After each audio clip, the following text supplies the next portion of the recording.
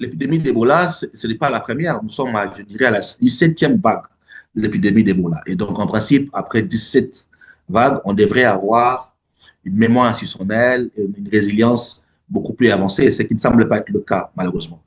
Euh, Ebola, dans les touris, aujourd'hui, a dépassé la barre de 3000 cas. On est au-delà de 3000 cas. On a dépassé également les 1000 morts. Il y a certaines dynamiques des personnes qui sont sorties du centre. On parle de plus de 800 personnes. Mais la grande difficulté, c'est comment on coupe la chaîne des contaminations. Et dernièrement, le tout dernier rapport qui est assez alarmant, c'est que le nombre de personnes qui ont été recensées n'étaient pas des cas contacts, c'est-à-dire des cas qu'on suivait. Ça veut dire que la chaîne de contamination n'est pas à ce jour maîtrisée. Et c'est le grand défi. Et pourquoi il n'est pas maîtrisé? Mais parce que dès le départ, l'Ebola au Congo, en Ituri, a commencé avec une logique de désinformation. Les préjugés de croyances, les gens qui ne croyaient pas à cette maladie et énormément de superstitions. Quand vous avez, comme je l'expliquais, une zone de conflit, un système de santé qui est pratiquement fragilisé, une population qui de plus en plus ne croit pas à un appareil d'État, eh bien, vous avez un terrain, un créneau, un terreau fertile à la désinformation. Et donc, Ebola n'a pas échappé notamment à la désinformation. Disons par exemple que c'est le gouvernement qui le vante pour avoir des financements, puisque derrière, il y aura des vaccins, il y aura 300 millions qui sera donné et que les gens vont s'enrichir derrière. Cette désinformation, eh bien, a désarmé toutes je dirais, les mécanismes sociaux de protection. Et donc, les gens n'y croient pas et donc, malheureusement, servent de relais. Ensuite, c'est les pratiques locales. Quand vous êtes dans un environnement où vous n'avez pas les routes, ou pour enterrer quelqu'un, on le porte à moto, où on roule à moto, eh bien, les mécanismes ou les vecteurs de communication sont également les moyens de contamination. Il n'y a pas de route et d'ambulance pour conduire les malades. C'est les communautés qui les prennent à la main, qui les mettent sur une moto pour le conduire à un centre. Et donc, quand vous avez ce vecteur-là de communication, eh bien, ce vecteur devient également un vecteur de transmission. Rouler en moto, c'est s'exposer au risque de toucher le conducteur et donc de devenir également vous-même un point de contact. Après, vous avez, je dirais, tout un système de santé qui s'est beaucoup fragilisé lui-même avec le conflit, avec l'absence de ressources, un gouvernement qui avait davantage mis l'accent sur la défense, la sécurité, et qui n'avait forcément pas l'angle de santé comme priorité, qui se retrouve aujourd'hui rattrapé par cela.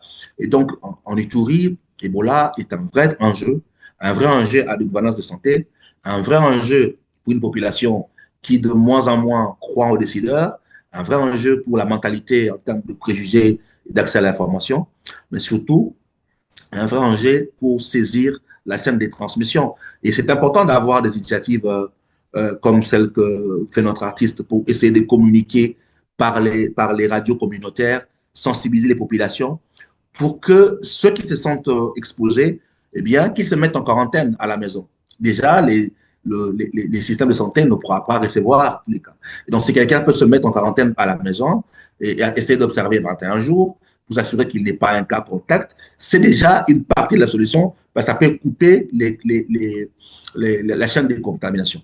Mais s'il n'y a pas des relais communautaires, s'il n'y a pas des acteurs aussi engagés que les artistes pour faire passer ces messages, s'il n'y a pas l'aide internationale, puisqu'il y a une aide internationale également coordonnée, eh bien, le risque, c'est d'avoir une pandémie qui s'élargit. D'ailleurs, on a commencé à parler d'un nouveau cas contact dans la province de la Chopo. C'est sorti de l'Ituri et ça s'est élargi à la Chopo. Il y a quelques jours, un communiqué a parlé d'un bateau qui a quitté la province de la Mongala et qui venait vers Kinshasa avec un cas contact qui serait mort. Le bateau a été mis en quarantaine, mais ça renforçait également une forme d'hystérie dans la capitale parce que les gens également ont eu peur de voir la pandémie s'élargir à la capitale, ce qui n'est pas encore le cas pour l'instant.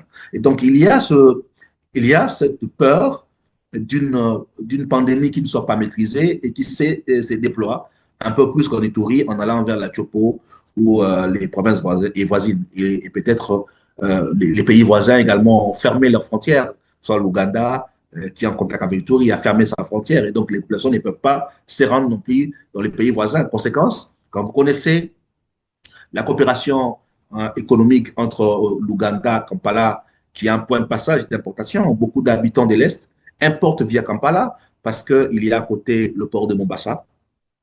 Et le corridor, c'est Mombasa-Kampala via tout l'Est du Congo et tout le reste. Quand vous avez cette frontière fermée, ça impacte l'activité économique dans toute la région de l'Est, de l'Ituri, jusque vers le Haut-Wélé, les Bas-Wélé. Et donc, il y a également ce contexte économique de fragilisation par le fait que les frontières sont fermées, par le fait que Ebola, par le risque d'extension, transforme l'Ituri en une zone, je dirais, rouge. Or, c'était une zone qui, depuis le découpage, commençait plus ou moins à se stabiliser et devenait un pôle économique important. Et aujourd'hui, il est marqué au rouge, donc il devient, ça va fortement impacter également l'activité économique dans la région.